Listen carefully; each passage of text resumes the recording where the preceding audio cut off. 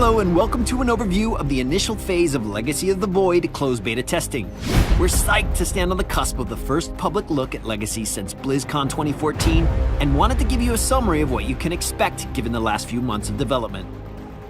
Much has changed since our reveal last November, and though we will not be able to cover all of it in this video, you can check out the companion blog posted on the StarCraft 2 website for a complete rundown. Let's take a look at what you'll see as we kick things off. Archon mode will be available for testing out of the gate, and we're anxious to get your thoughts. This mode allows two players to control a single army at the same time, presenting an exciting new cooperative experience of StarCraft 2. With the support of a friend, there is the potential to play at a capacity you would be incapable of alone. It's also a great way to ease a friend into StarCraft who may have never played previously. Next, we have been experimenting with the game's economy system by adjusting the number of resources available at base locations. We are interested in providing a resource advantage to players willing to aggressively expand and defend their base count. We have also increased the accuracy of units that are issued attack move commands in order to make them more reliable in combat. We look forward to seeing how this seemingly small change can positively affect both new players and veterans seeking a more consistent response from their army. Let's take a look at multiplayer unit changes for the Terran race. The Terran army is bringing on a new addition with the Cyclone. The Cyclone is a ranged unit with the capability of locking on to a target and dealing high damage over a long duration. Both the affected unit and the Cyclone can move during lock-on, but if the units move too far apart, the link is broken and the Cyclone will stop dealing damage.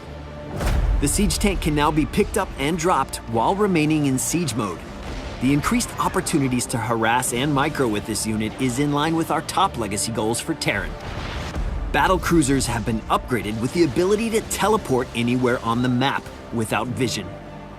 We are working hard to design an additional unit for the Terran roster and are interested in collaborating with players testing Void to identify a suitable option that will round out the army.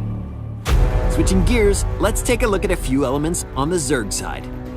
New to the Zerg is the Ravager, a ranged unit capable of dealing high area damage with its corrosive bile ability. This ability has the added perk of being able to destroy Protoss force fields. A unit that practically needs no introduction, the Lurker. The Lurker is back in action as a solid splash damage option with massive range, able to outdistance most units and all base defense structures. We've made some notable changes to current Zerg units, starting with the Corruptor. We have given the Corruptor a new ability, Caustic Spray, which deals channel damage against structures that increases over time. Looking at the Viper, we wanted to add an ability that would counter mass air unit strategies. Introducing Parasitic Bomb. This ability places a damage over time effect on a targeted enemy air unit, dealing damage to it and any enemy units around it. If the targeted unit dies, the Parasitic Bomb will remain in play for its full duration, continuing to deal damage to any enemy air unit entering the targeted area. The Swarm Host will be filling a new role for Void, with significant changes that support harassment and mobility.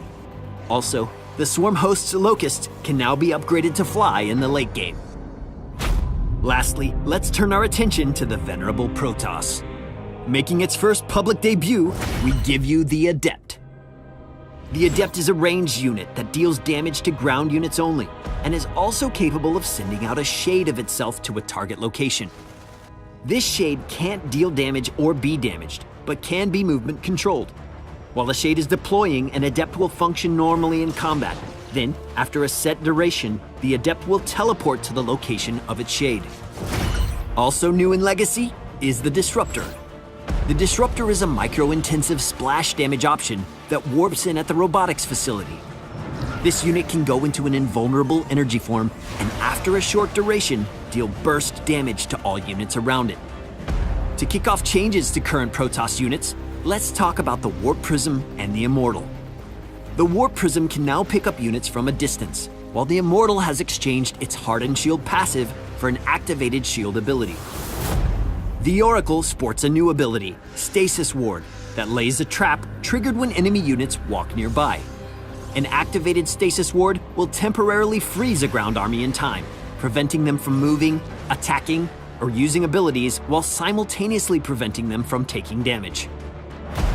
And lastly, the Tempest will no longer deal plus massive damage against air units. However, it has also received a new ability, Disintegration. Disintegration allows the Tempest to dish out a high amount of damage against the target unit, but spread out over a very long period of time. The changes coming with Legacy of the Void are a lot to take in.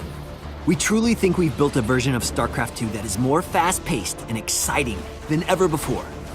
Whether it is in the myriad of new micro options available for units and abilities, or the possibility of pushing aggressive resource strategies on multiple bases, Legacy of the Void will be full of opportunities to showcase yourself as a player.